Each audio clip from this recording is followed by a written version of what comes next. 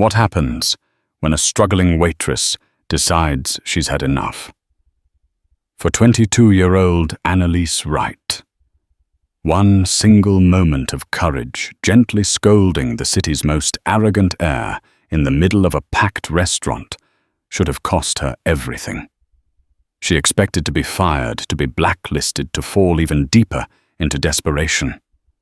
Instead, the next morning, a $500,000 Rolls-Royce Phantom pulled up to her run-down apartment building. The chauffeur didn't have a lawsuit or a termination letter. He had a single, chilling instruction: "Mr. Sterling sent me to take you home." But it wasn't the home she left that morning. This is the unbelievable true story of how one waitress's quiet dignity ignited a war within a billionaire dynasty, uncovering a web of secrets and lies that threatened to destroy them all.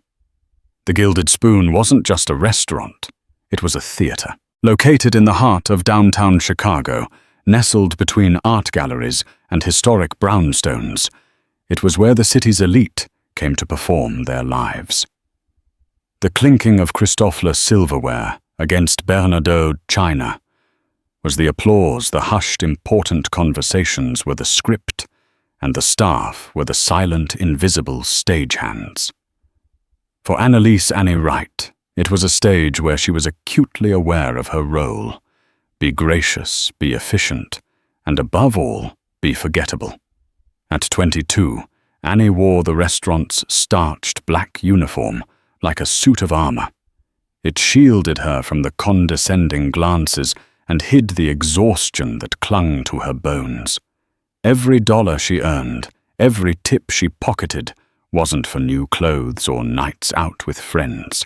It went into a fiercely guarded savings account, a lifeline for her younger sister Lily. Lily, at 16, was fighting a battle far bigger than Annie's: a rare autoimmune disorder that required experimental treatments with price tags that looked like phone numbers. So Annie smiled. She smiled when a customer complained their still water wasn't wet enough. She smiled when a woman in a Chanel suit snapped her fingers in her face. She smiled because Lily's future depended on it. Tonight, the theater was at full capacity. The air hummed with the low thrum of power and privilege. Annie moved through it all with a practiced grace, her tray held high, a delicate ballet of dodging, pouring, and serving. Her station included Table 7, the most coveted and dreaded table in the house.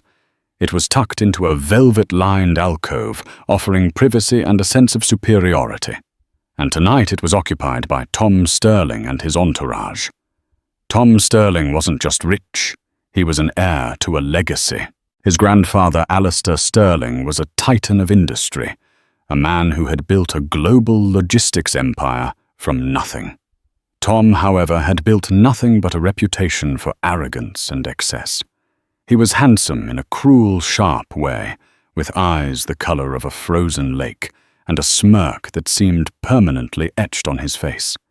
He treated the Gilded Spoon as his personal clubhouse and its staff as his serfs. The evening had started as it always did, with Tom on a note of discord.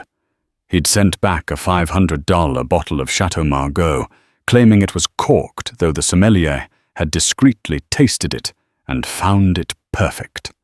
He'd complained about the ambient lighting, the volume of the music, and the thread count of the napkins. Annie, along with the rest of the staff, absorbed his critiques with placid nods and apologetic murmurs. Her manager, a perpetually sweating man named Mr. Henderson, orbited the table, offering complimentary appetizers and obsequious apologies. "It's just a performance." Clara, another waitress and Annie's only real friend at the restaurant, had whispered to her by the service station. "He needs to feel like a king. Just let him have his little tantrum." Annie nodded, but something coiled in her stomach. It was the injustice of it. Men like Tom Sterling lived in a world without consequences, cushioned by a mountain of money, while she fought tooth and nail for every penny to keep her sister alive. The breaking point didn't come from a slight against her. It came, as it often does, from a cruelty directed at someone who couldn't fight back. Marco, a young busboy working his first ever restaurant job, was clearing a neighboring table. He was nervous, his hands not yet accustomed to the weight of heavy plates. As he pivoted, his elbow barely grazed the back of Tom Sterling's chair. It was a feather-light touch, so insignificant that no reasonable person would have even registered it. Tom flinched as if he'd been struck. He spun around, his face a mask of theatrical outrage. "Watch it, you clumsy oaf!" he snarled. The entire restaurant seemed to fall silent. The hum of conversation died, replaced by a tense, expectant hush. Marco froze, his face draining of all color. He looked barely 18, his eyes wide with terror. I'm so sorry, sir. I apologize. It was an accident." "An accident?" Tom laughed, a short, barking sound devoid of humor. He looked at his friends, a trio of equally smug young men and women. An accident could have been my jacket being soiled. An accident could have been my drink spilling. This was incompetence. Are you so utterly witless that you can't even navigate a simple dining room? Mr. Henderson scurried over, his face pale. "Mr. Sterling, my deepest apologies. Marco is new. It won't happen again." "It better not," Tom said, his voice dripping with venom. He didn't even look at Henderson. His eyes were still locked on the terrified busboy. "I come here for a seamless experience, not to be jostled by the help. Maybe you should be washing dishes in the back, where you can't break anything. Or better yet, just get out of my sight. You're ruining my appetite." Marco looked like he was about to cry. He stood there, paralyzed by shame and fear, clutching a stack of dirty plates. The other diners were now openly staring, some with pity, others with morbid curiosity. And that's when it happened. Something inside Annie, a dam of carefully constructed patience and professional detachment, finally broke. She saw Lily's face in her mind, the way she faced her own terrifying reality, with a bravery that humbled Annie every single day.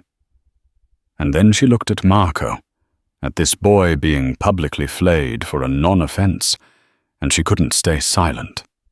She couldn't be forgettable anymore. She placed her tray on a nearby service stand, straightened her back, and walked calmly toward table 7. Henderson saw her approaching, his eyes widening in horror, silently mouthing, "No, no, no." Annie ignored him. She stopped beside the table, her presence quiet but unyielding. She didn't look at Tom at first. Instead, she turned to Marco.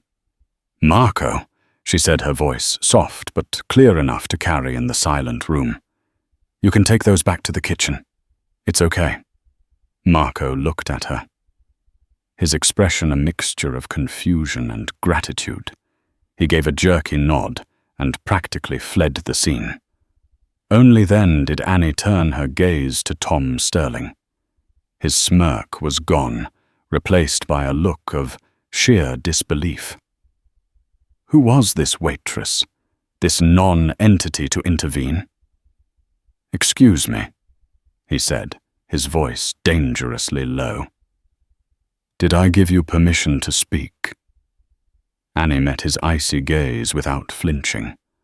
Her heart was hammering against her ribs, a frantic drumbeat of adrenaline and fear. She could feel every eye in the restaurant on her. She knew she was likely sacrificing her job, her precious vital income. But the words came anyway, not from a place of anger, but from a deep, unshakable well of conviction. "With all due respect, sir," she began, her voice retaining its gentle, even tone. "No one's permission is required to show a little basic human decency." One of Tom's friends let out a shocked gasp. Mr. Henderson looked like he might faint. Tom stared at her, utterly nonplussed. He was used to shouting matches, to tears, to fear. He wasn't used to this. This quiet, dignified rebuke. "What did you just say to me?" I said. Annie repeated, her voice steady, despite the trembling in her hands. "That he is a young man, doing his best at a new job. He is a person, not an obstacle in your path. The same way I am a person, and our manager is a person, and the chef who cooked your meal is a person.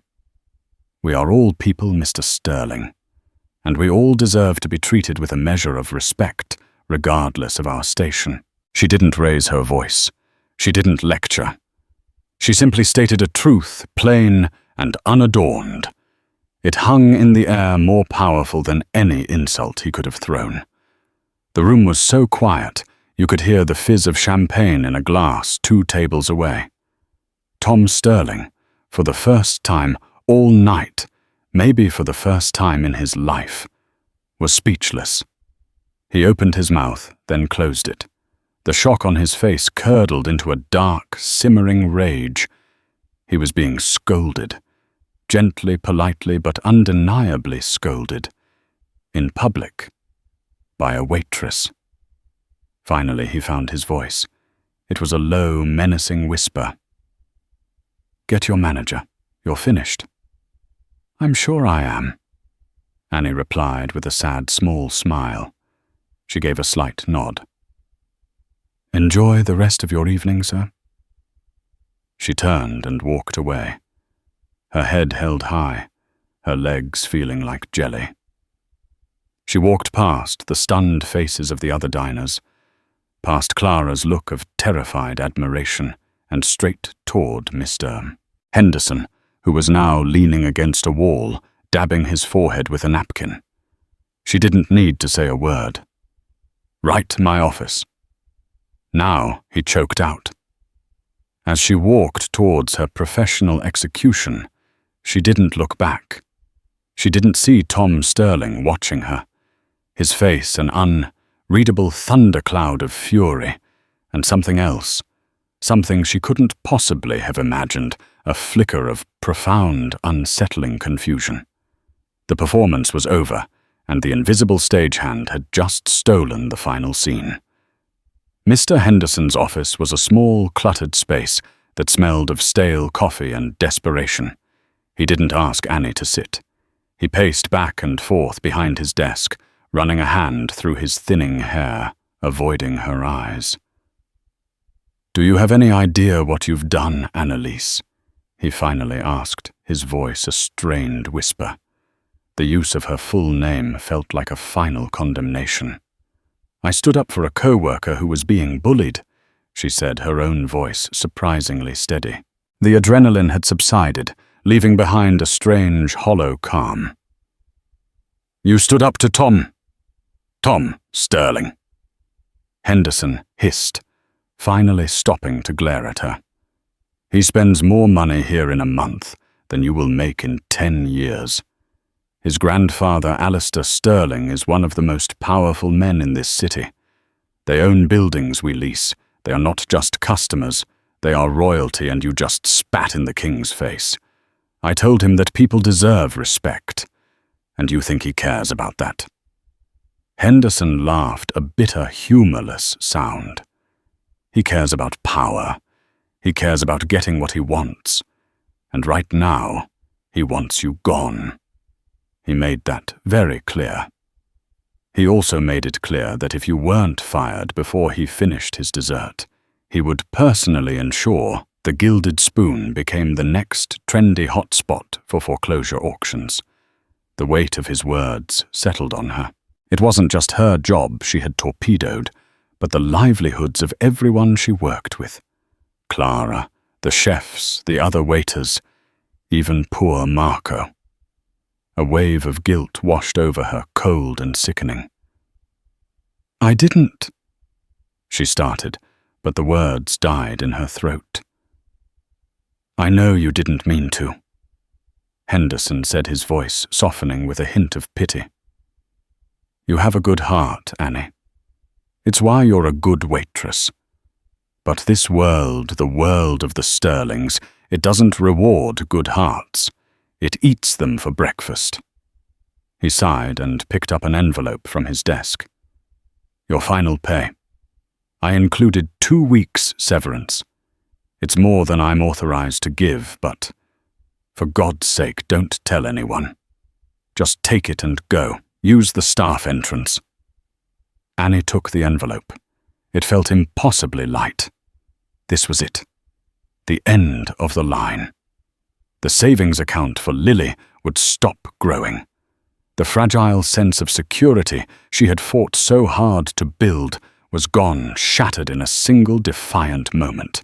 She changed out of her uniform in the cramped staff locker room, her movements stiff and robotic.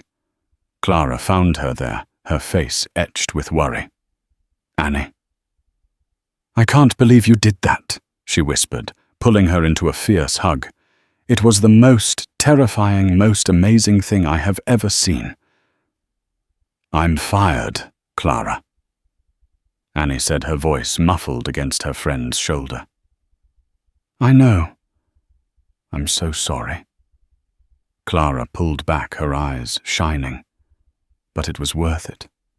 To see the look on his face. Priceless. What are you going to do? I don't know, Annie admitted.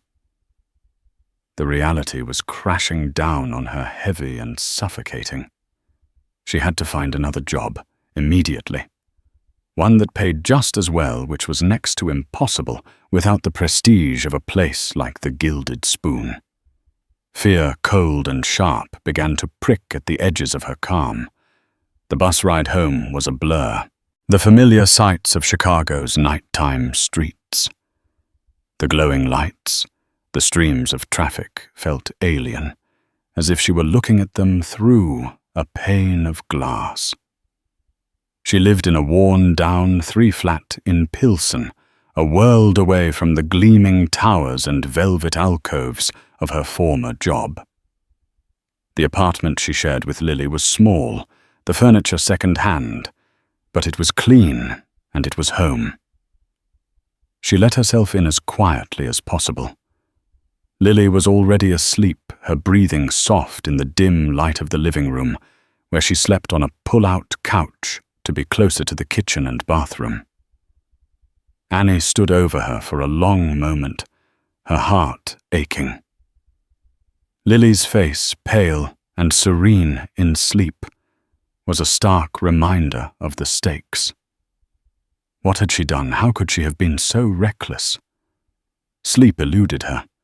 She lay awake in her narrow bed, the scene in the restaurant replaying in her mind on an endless loop. The rage in Tom Sterling's eyes, the terror on Marco's face, the quiet pride she had felt in that one brief moment of defiance, now soured by the bitter taste of its consequences. By the time the first grey light of dawn began to seep through her window, she felt hollowed out, consumed by a single desperate question. What now? The answer arrived at precisely 7:30 a.m. It wasn't a phone call from a prospective employer or an eviction notice. It was a sound so out of place in her neighborhood that it was utterly jarring, the deep, throaty, impossibly smooth purr of a high-performance engine idling. It was a sound that belonged on Lake Shore Drive, not on her cracked and potholed street. Curious Annie peered through the blinds of her front window. Her breath caught in her throat. Parked directly in front of her building, gleaming like a polished black pearl, was a Rolls-Royce Phantom. It wasn't just a car. It was a statement of unimaginable wealth, an alien craft landed in a world of scuffed-up sedans and rusted pickup trucks. Her neighbors were already starting to gather on their stoops, staring in silent awe. A man in a crisp grey chauffeur's uniform emerged from the driver's side. He was tall and impassive, with the posture of a palace guard. He consulted a tablet in his hand, then walked with measured steps up the short walkway to her building's entrance. A moment later, the buzzer for her apartment shrieked. Annie's mind raced. Was this some kind of sick joke? A power play? Was Tom Sterling sending a car to intimidate her further, to serve her with a lawsuit for defamation? Her hand trembled as she pressed the talk button. "Hello, Miss Annalise Wright." The voice was formal, British and utterly calm. "Yes, my name is Arthur. Mr. Sterling sent me. Please come down. I'm here to take you home." The words made no sense. Take you home. She was home. What could he possibly mean? Fear warred with a dizzying sense of confusion. I don't understand." "What, Mr. Sterling?" she asked, though she knew the answer. "There is only one Mr. Sterling that matters this morning. Miss," the chauffeur replied, his tone unchanging. "He is expecting you. Please do not keep him waiting." The line went dead. Annie stood frozen in her small living room, the chauffeur's words echoing in the silence. This was insane. It had to be a mistake. Or worse, a trap. She should ignore it. Lock the door, close the blinds, and pretend it never happened. But then she looked over at the couch where Lily was still sleeping blissfully unaware. The medical bills were piled on the small kitchen table, a monument to their precarity. Her severance pay wouldn't even cover the next co-payment. She was jobless, desperate, and out of options. What did she have left to lose? With a deep, steadying breath, she made a decision. She scribbled a quick note for Lily. "Had to go out. Something came up. Will call you soon. Love you," and placed it on the pillow. She changed out of her pajamas and into the nicest, simplest clothes she owned, a pair of dark jeans and a plain black sweater. She looked at herself in the small, cracked mirror by the door. She saw a scared young woman with defiant eyes. It would have to be enough. Walking out of her building and toward that magnificent, terrifying car felt like stepping into another reality. The chauffeur, Arthur, opened the rear door for her without a word. The interior was a cavern of soft, cream-colored leather and polished wood that smelled faintly of money and power. The door closed with a soft, satisfying thunk, sealing her inside, shutting out the world she knew. As the Rolls-Royce pulled away from the curb with impossible smoothness, leaving her stunned neighbors and her entire life behind, Annie felt a profound sense of unreality. She had no idea where she was going or why. She only knew that the man she had publicly defied, the arrogant Prince of Chicago, had summoned her. The black car moved silently through the city streets, a phantom carrying her toward an unknown fate. And for the first time, she wondered if she had made a terrible, irreversible mistake. The journey was a silent one. Arthur navigated the Chicago traffic with an unhurried expertise. His eyes focused on the road, offering no conversation.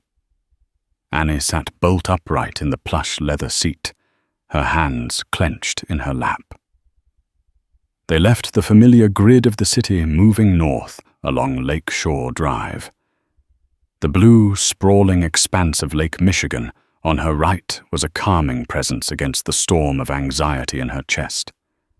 They passed the gleaming skyscrapers of the Gold Coast and continued into the opulent suburbs of the North Shore, where the houses transformed into estates hidden behind stone walls and ancient trees. Finally, they turned onto a private road marked by an understated but formidable wrought-iron gate that swung open silently as they approached. The road wound through a meticulously manicured landscape of rolling hills and copses of oak trees that looked as if they had been arranged by a master painter. At the crest of a hill, the Sterling mansion came into view. It wasn't a house, it was a testament, a sprawling limestone palace that combined classic European architecture with imposing modern wings of glass and steel. It looked less like a home and more like a private museum or the headquarters of a small, wealthy nation. The Rolls-Royce glided to a stop in a grand circular driveway, centered on a massive bronze fountain. Arthur opened her door. "They are waiting for you in the solarium, Miss Wright." "They." The word sent a fresh spike of apprehension through her. She was led not through the towering front doors, but along a stone path that wound through an immaculate rose garden. The air was sweet with the scent of blossoms. They entered through a set of French doors into a vast, glass-walled room filled with exotic plants, comfortable-looking wicker furniture, and the soft sound of trickling water from an indoor koi pond. The room was bathed in morning light, a stark contrast to the darkness of her fears. A man stood with his back to her, examining an orchid. He was tall and lean, with a full head of thick silver hair. He wore a perfectly tailored grey suit that spoke of quiet generational wealth, not the flashy labels Tom preferred. When he turned, Annie was struck by his eyes. They were the same frozen lake blue as his grandson's. But where Tom's held arrogance, this man's held a penetrating, analytical intelligence. He looked at her, not like a waitress, but like a complex problem he was trying to solve. This was not Tom Sterling. "Miss Annalise Wright," he said. His voice was a deep, cultured baritone, the voice of a man accustomed to absolute command.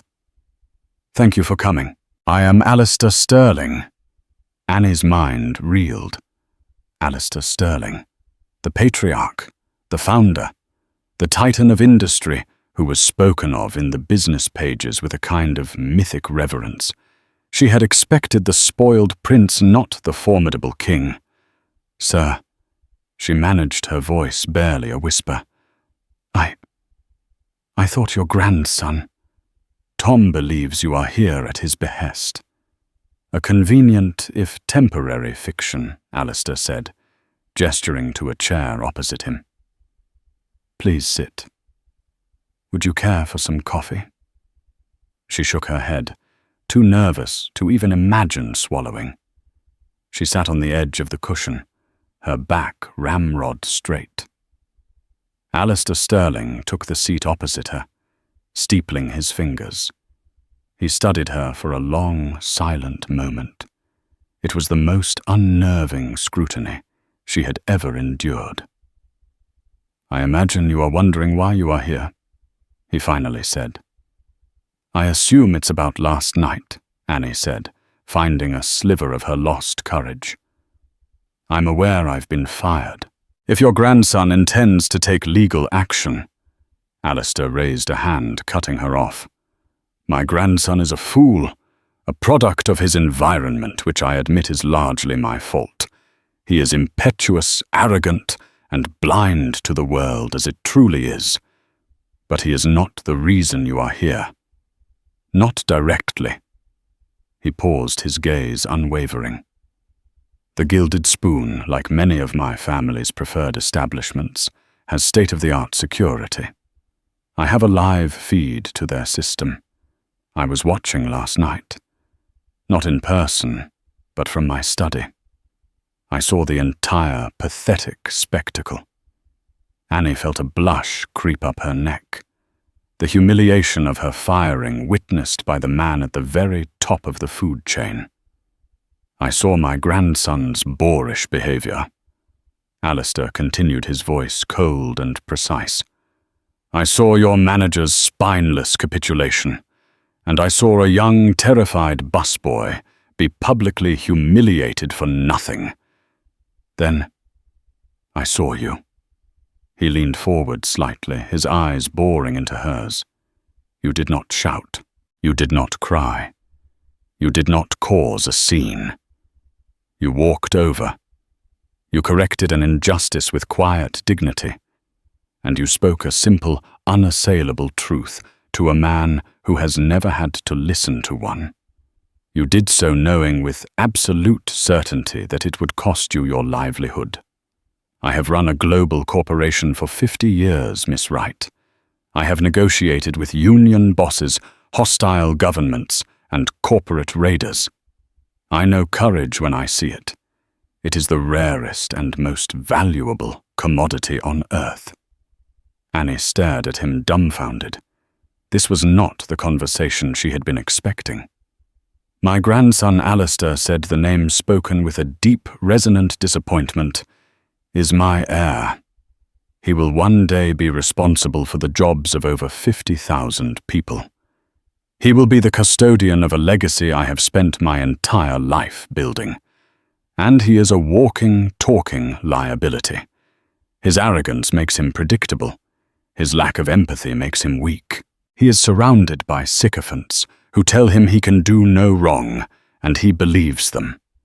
Last night was not an anomaly. It was a symptom of a deep and dangerous rot. He stood and walked over to the glass wall, looking out at his perfect, sprawling kingdom. I have tried everything, he said, his voice softer now, almost to himself. The best school's mentors from the board of directors, even ultimatums. Nothing penetrates the gilded cage he lives in. He doesn't understand the value of $1 because he's never had to earn one. He doesn't understand the meaning of respect because he's never had to show it. He turned back to face her, a new intense light in his eyes. But you, he said, pointing a finger at her. Last night, for a brief moment, you got through. I saw it on his face after you walked away. It wasn't just anger. It was confusion.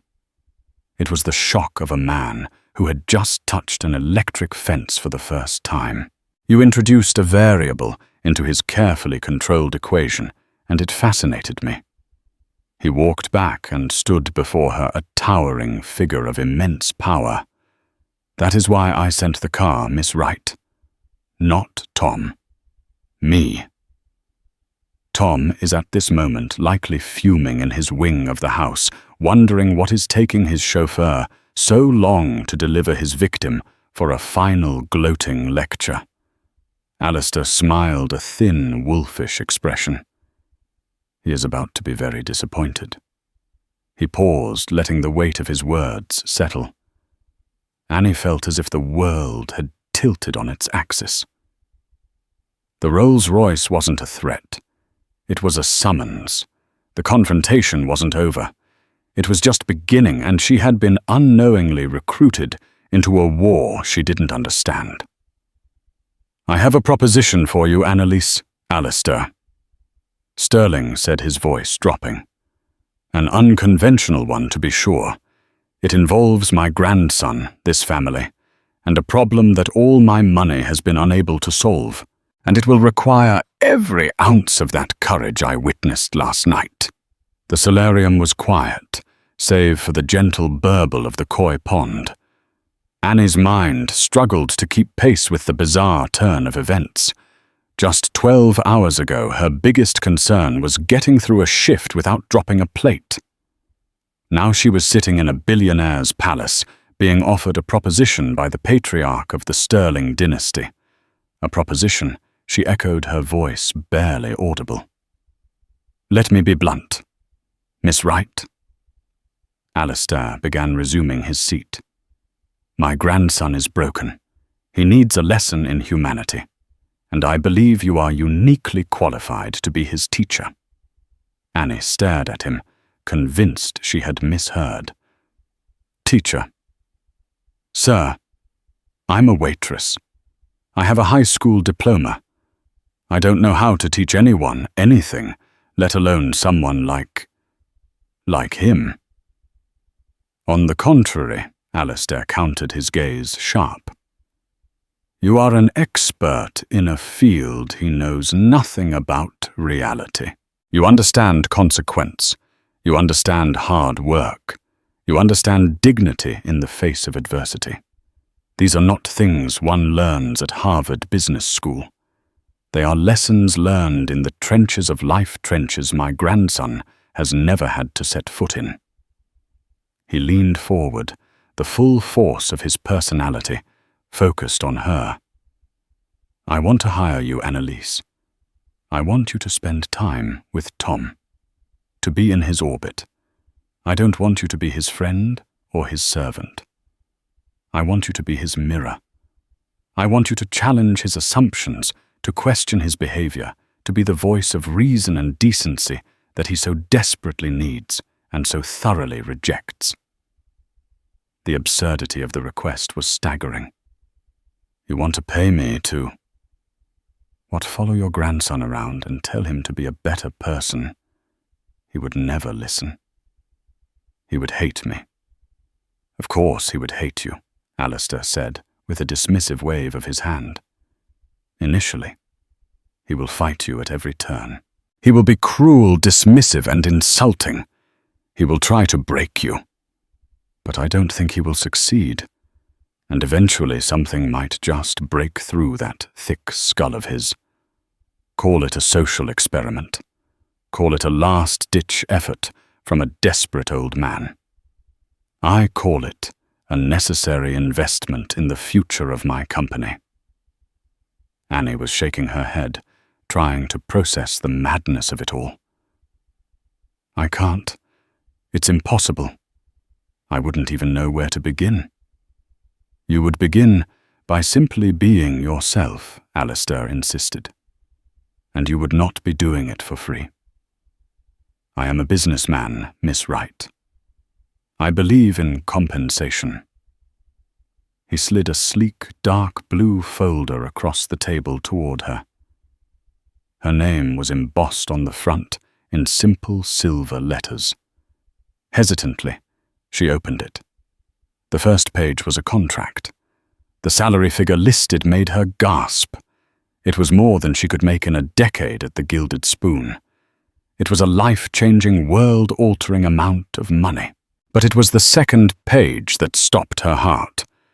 It was a file from Northwestern Memorial Hospital. At the top was her sister's name, Lily Wright. Beneath it were details of her condition, her current treatment plan, and a list of specialists. At the bottom of the page was a single, highlighted paragraph.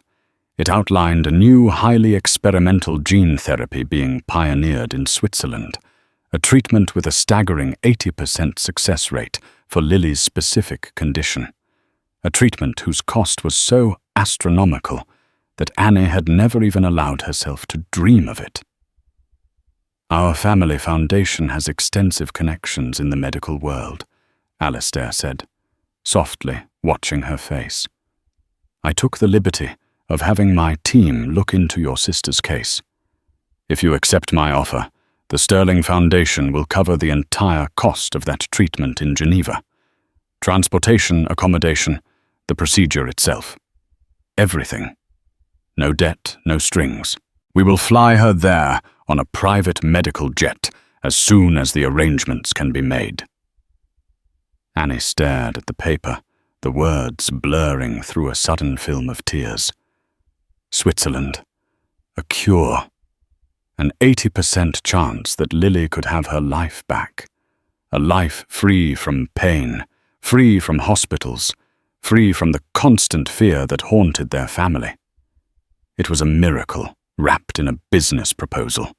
It was everything she had ever prayed for, being offered to her in exchange for entering a viper's nest.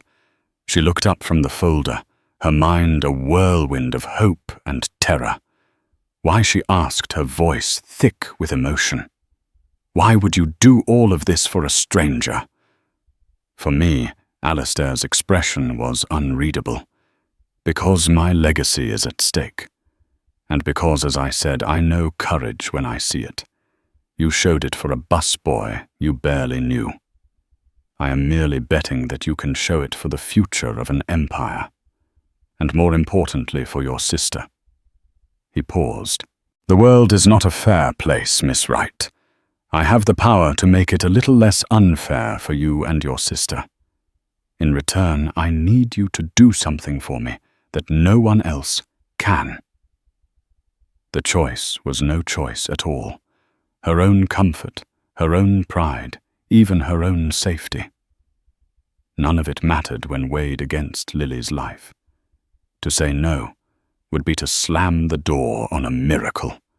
She closed the folder and pushed it back across the table. Her hand steady now. I accept. Alistair Sterling allowed himself another one of his thin, predatory smiles. Excellent. The contract is for an initial period of 6 months. Your duties are flexible. You will have a suite of rooms here in the main house. A generous expense account will be provided. Your only key performance indicator, so to speak, is to effect a measurable change in my grandson's character. Arthur will show you to your quarters. As if on cue, the chauffeur appeared silently at the door. There is one more thing, Alistair said, as Annie stood up to leave. Tom, we need to inform him of this new arrangement. I think it's best we do it together. Rip the bandage off, as they say. A few minutes later, Annie found herself standing beside Alistair in a vast, hyper-modern living space that was clearly Tom's domain. It was a sterile symphony of chrome glass and black leather. A massive television covered one wall, and a fully stocked bar occupied another. Tom was pacing in front of a floor-to-ceiling window overlooking the lake, a phone pressed to his ear. He was dressed in casual but expensive athletic wear, looking like a panther in a cage. I don't care what he said, I want her here, Tom was snarling into the phone. Find out what the delay is. I'm not paying our driver to take a scenic tour of the slums. Just get her here now. He ended the call with a frustrated grunt and threw the phone onto a sofa. He turned and finally saw them. His eyes first registered his grandfather, and his expression shifted to one of wary respect. Then he saw Annie standing beside him, and his face contorted into a mask of pure, unadulterated rage. What the hell is she doing here? He spat, his eyes flicking between Annie and Alistair. Did you bring her here? I was handling this. Your method of handling things is precisely the problem we're here to discuss, Tom Alistair said calmly. What problem? Tom scoffed, taking a step forward. He completely ignored Annie, addressing only his grandfather. I dealt with an insubordinate employee who embarrassed me in public. She was fired. End of story. Now I was going to make sure she understands never to cross my path again. His gaze slid to Annie, dripping with contempt. And believe me, she was going to understand. That will not be necessary, Alistair stated, because Miss Wright will not be crossing your path. She will be walking alongside it. As of this morning, I have hired her. Tom stared, then let out a short, incredulous laugh. You hired her? As what, a new maid? Did she come here to beg for a job? No, Alistair said, his voice dropping to a dangerously quiet level. I hired her as an advisor. Your advisor. The silence that followed was electric. Tom's face went from confusion to disbelief to a deep, blotchy red of fury. He looked at Annie as if she were a particularly disgusting insect that had crawled into his pristine home. You're joking, Tom finally choked out his voice, shaking with anger. This is a joke. You hired her to advise me on what? How to properly bus a table, how to grovel for tips on humanity. Tom Alistair said sharply. On decency, on respect. Concepts with which you seem to have a passing and largely contemptuous acquaintance. This is insane, Tom shouted, finally losing all composure. He jabbed a finger in Annie's direction. I will not have this nobody. Following me around, I refuse. You can't make me. I am not making you, Alistair said, his voice like chips of ice. I am informing you. Miss Wright is now an employee, of the Sterling Corporation under my personal direction. Her compensation is tied to your cooperation. Furthermore, your access to your trust fund, your corporate credit cards, your cars, this house, all of it is now contingent on your full and active participation in this program. You will treat Miss Wright with civility. You will listen to what she has to say. You will give her the same access to your daily life that you give your other associates, or you will find yourself with nothing. Am I clear, Tom Sterling?" The arrogant prince stood there trapped. His face was a thunderous storm of humiliation and impotent rage. He was being checkmated by his own grandfather, with a waitress as the king piece. He turned his venomous glare on Annie, a look of such pure hatred that it made her flinch. "You will regret this," he whispered to her, a promise and a threat. "I will make your life a living hell." Annie met his gaze, her heart pounding. She thought of Lily and of the miracle waiting in Switzerland. She lifted her chin. "I'm counting on it, Mr. Sterling," she replied, her voice far steadier than she felt. Annie's new life began in a suite of rooms that felt more like a luxurious prison than a home. The soft cream-colored decor and private balcony overlooking the pristine gardens were beautiful, but they couldn't mask the reality of her situation.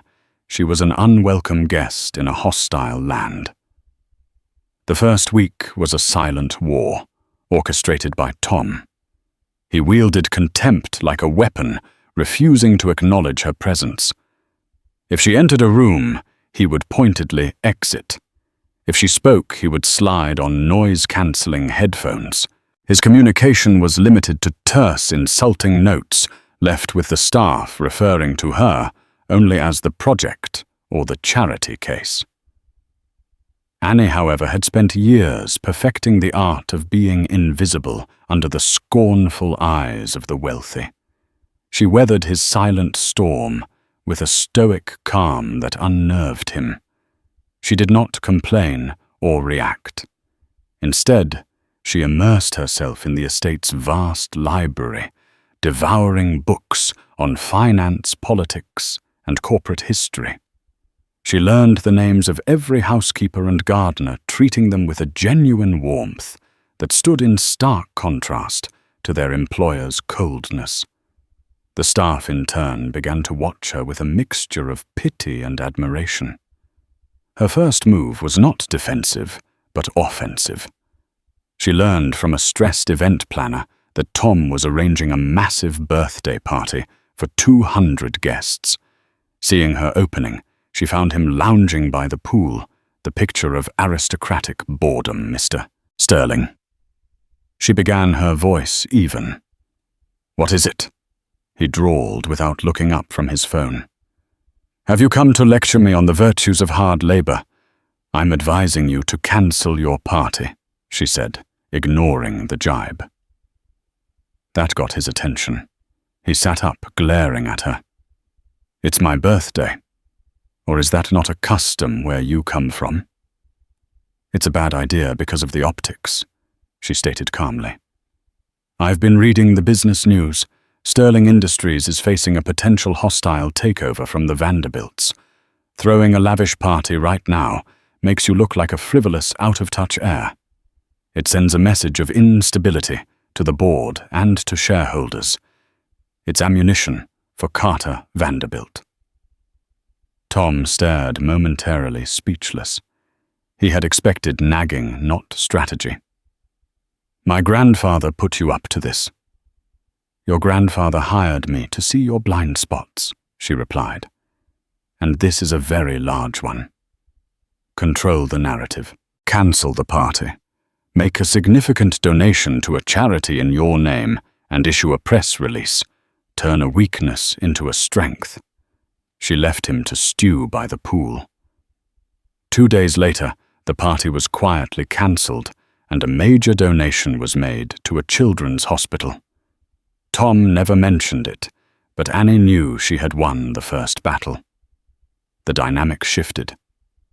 Silence was replaced with fiery arguments. He started engaging with her, if only to try and prove her wrong. He mocked her background, her simple clothes, her lack of travel. "You've never even been to Europe, have you?" he scoffed one day. "No," she replied, her gaze steady. "I was working to afford my sister's medication." The mention of Lily was a sharp-edged truth he couldn't deflect, and it always silenced him. The true turning point came during a mandatory site visit to a sterling logistics hub. It was a sprawling, chaotic world of roaring machinery and hard-working people. Tom walked through it with bored detachment, but Annie saw the heart of his family's empire. As a manager explained a new system, Tom texted completely disengaged. Annie, however, was watching the exhausted faces of the workers. "What's the overtime policy here?" she interrupted her question, cutting through the technical jargon. The manager stammered, caught off guard. "Standard. We've had a lot of mandatory overtime lately." "And the injury rate," she pressed. "It's a bit elevated," he admitted. "Tired people make mistakes. Mistakes in a place like this get people hurt," Annie said, turning to Tom. "These people are the foundation of your company. Forcing them into overtime until they break isn't just cruel. It's bad business. It leads to turnover, higher insurance costs, and low morale. It's a vulnerability." Tom looked from her to the workers on the floor, and for the first time he seemed to see them as people. He put his phone away. "Kowalski," he said, his voice suddenly authoritative. "Suspend mandatory overtime, effective immediately. Hire temps to cover the shortfall. I want a full report on injury rates and turnover on my desk by Monday." The manager stared, shocked into obedience. "Yes, Mr. Sterling. Right away." The ride back to the mansion was thick with an unspoken tension. "How did you know to ask?" that Tom finally asked, staring out the window. "My father worked in a warehouse like that," Annie said softly. The memory a dull ache. He was forced to work a double shift.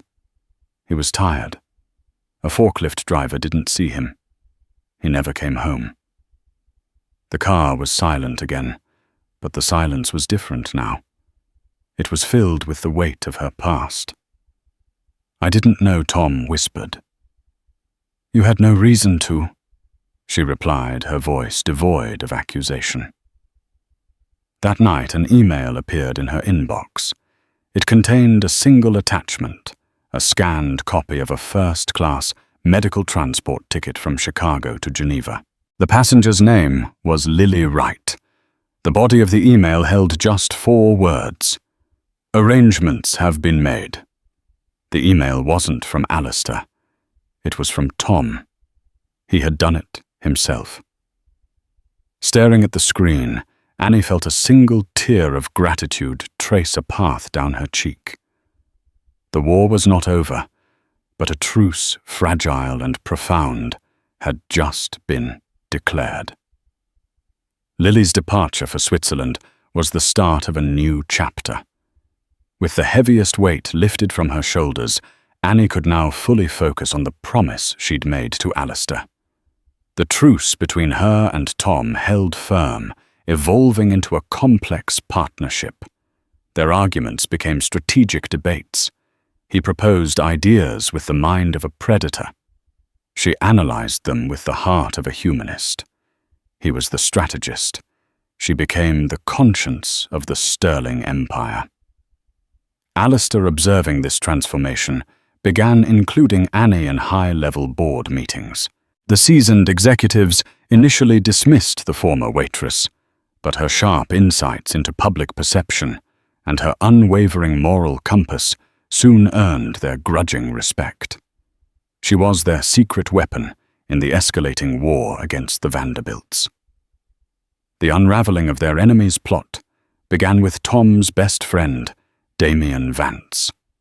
Slick, manipulative, and deeply resentful of Annie's influence, Damien represented the worst of Tom's old life. "I don't get what your grandfather sees in her," Damien complained one evening during a game of pool. "All this talk about worker morale is boring. You need to be a killer. I heard about an opportunity. Riker Logistics is over-leveraged. We could crush them, buy their assets for nothing. A real show of strength." Riker Annie interjected from an armchair where she was reading. "They're a family-owned business. Destroying them would devastate an entire community on the South Side. It's business, sweetheart, not a charity." Damien sneered. "It's bad business." Annie shot back, standing up to face Tom. "Carter Vanderbilt would paint you as a corporate monster. It would prove his entire case against you." Tom hesitated, caught between his friend's toxic advice and Annie's clear-eyed strategy. That night, a cold suspicion kept Annie from sleeping. Damien's eagerness felt wrong. Using the research tools Alistair had provided, she began digging not into Riker, but into Damien himself. She peeled back the layers of his curated life and found the rot beneath a shell corporation holding most of his assets that was secretly owned by Vanderbilt Industries. Her blood ran cold. Damien wasn't just a bad influence. He was a mole, a spy paid to orchestrate Tom's downfall from the inside. She ran to find Tom, her heart pounding. He was in his study staring at the Riker acquisition proposal. "Don't do it," she gasped, holding out the tablet. "Look who he really works for." As Tom read, his face transformed from confusion to a pale, stony mask of betrayal. The man he had considered his brother was his greatest enemy. "I'm going to kill him," he whispered, his voice shaking with a cold rage. "No," Annie said, putting a hand on his arm, her calm a steadying force. "You're not. You're going to beat him. You're going to beat them all." The final showdown took place in the Sterling boardroom. On one side, Alistair, Tom, and Annie. On the other, Carter Vanderbilt and his team, there to launch their hostile takeover, certain of victory. As Carter began his speech on the need for mature leadership, the doors swung open. A terrified Damien Vance was escorted in by security. "What is the meaning of this?" Carter demanded, his composure shattering. Tom Rose no longer a boy playing king, but a man who owned the crown. "Carter, I believe you know Mr. Vance," he said, his voice commanding the room. "For years he has been your inside man, feeding me terrible advice. His latest suggestion was that I destroy Riker Logistics to prove my strength." He paused, then turned his gaze, now sharp and predatory, like his grandfather's, directly on Carter. "But my new advisor," he said, gesturing to Annie, "taught me to listen. So instead of crushing Riker, I invested in them. We signed a strategic partnership this morning, saving hundreds of local jobs. The press release is going out in 5 minutes.